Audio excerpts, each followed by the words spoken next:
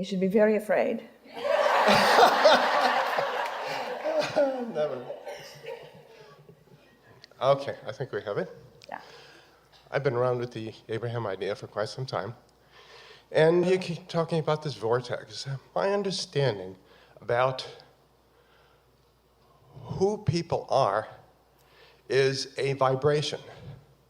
I am a vibration. You talk about the 17 seconds, about thinking about something. We just want to 15, stick something 12, in here yeah. really quickly. Yes? It's easier if you think of yourself as a vibrational transmitter receiver, Sure. a consciousness that transmits vibration and receives vibration. Right. And of course, you're made up of vibration. And that's where I'm going. Yeah. So I'm a vibration, powerful vibration. I've been in here. I wanted to be here. Here is not really here because I'm a vibration, and so is everybody else here. Okay? So if I think of something, it causes a vibration, small one. I think of it more, it's a larger one, and then it starts becoming a part of me, and I start seeing things in different ways that I enjoy. It becomes a habit. If you think of something, it starts a vibration. But if you think of the opposite of it, it slows the vibration.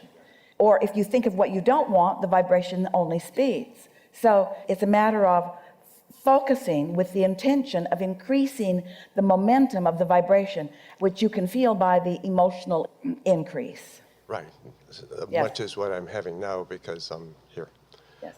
There are others that seemingly think that I don't know what I'm doing, or that I look differently than I really understand that I am. What do I do about those people that make comments about that? Do I really care, or do I attract that? Yes, you do attract it, and you care.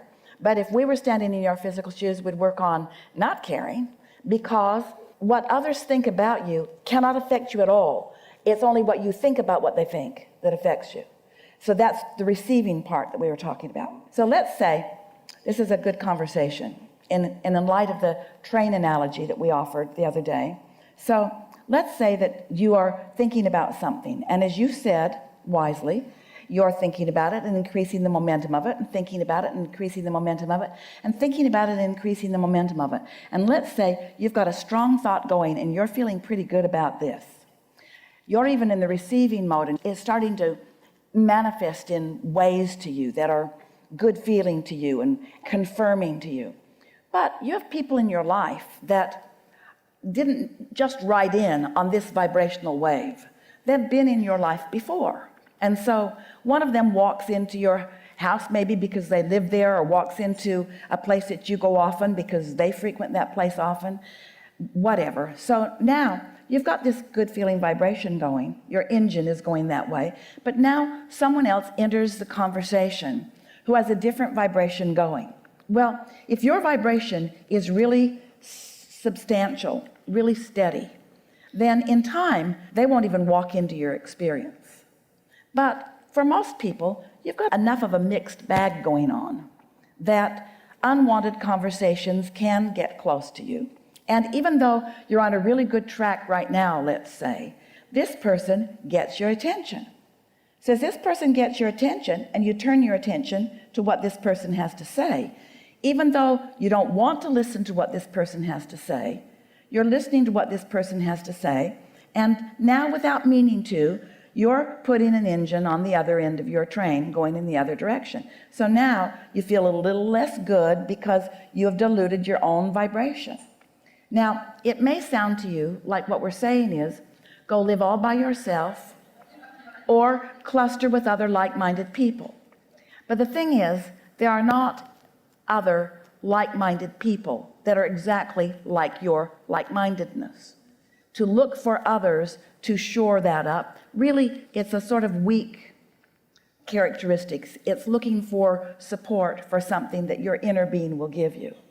So we've talked enough about that. We just wanted to give you an understanding of what we're saying. But have I created that person to come unto me to create contrast in order to go the other way? Yeah, you did. Yes. Did you understand what he said? Did I attract this person in order to shore up my desire? Did I attract this troublemaker to put more engines on this end of my train? Yeah, often.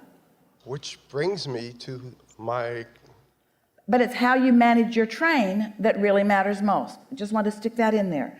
Yeah, everyone comes with value. The big question is? Oh.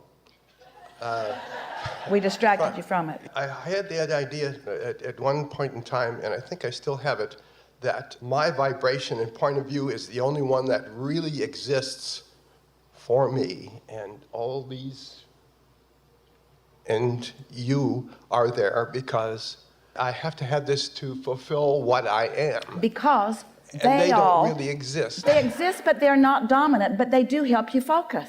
It's all part of the focusing mechanism, isn't it? It's all part of you deciding. It's all part of you deciding what part of them, what part of what you see, you're going to focus most dominantly upon. Right. We are in a sea of vibrations, and each one of these is a vibration, including Think me. about it. Your cell phone is in a sea of vibrations all the time. Oh, but I you don't have a cell phone, thank you.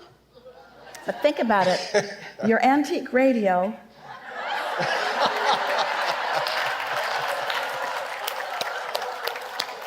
Turn it in there. Turn it. is in a sea of vibrations all the time, but it doesn't hear them all at the same time because it has a focusing mechanism within it that causes it to isolate a particular frequency. You follow? So the same is true with you.